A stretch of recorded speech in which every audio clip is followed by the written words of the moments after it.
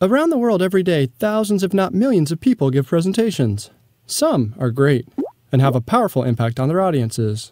Others, well, let's just say they're works in progress. This is Powerful Presentations, simply stated.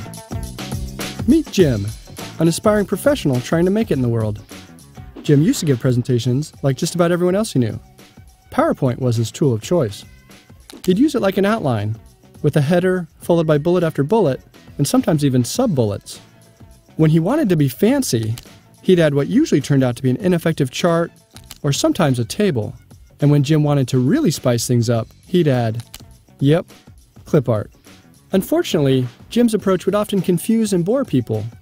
This was a problem because he had important things to say, and because it was dimming his prospects for success. Fortunately, Jim learned a better way and didn't stay in the dark for long. Perhaps most importantly, he now focuses on the story he wants to tell. In doing so, he tries to follow a simple structure, with a clear beginning, middle, and end that links together his various points and builds to his conclusion.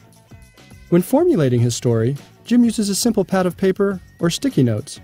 Staying low-tech at this stage helps him think more creatively and stay outside the box. He then considers what will best help him tell his story.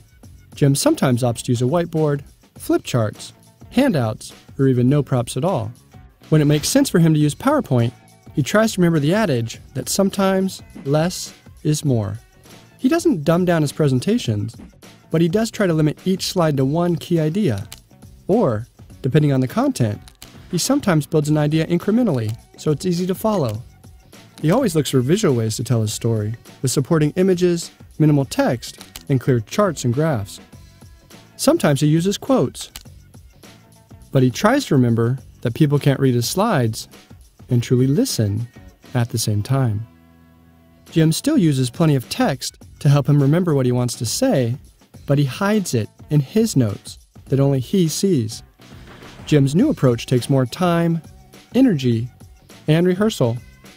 It's been well worth the effort.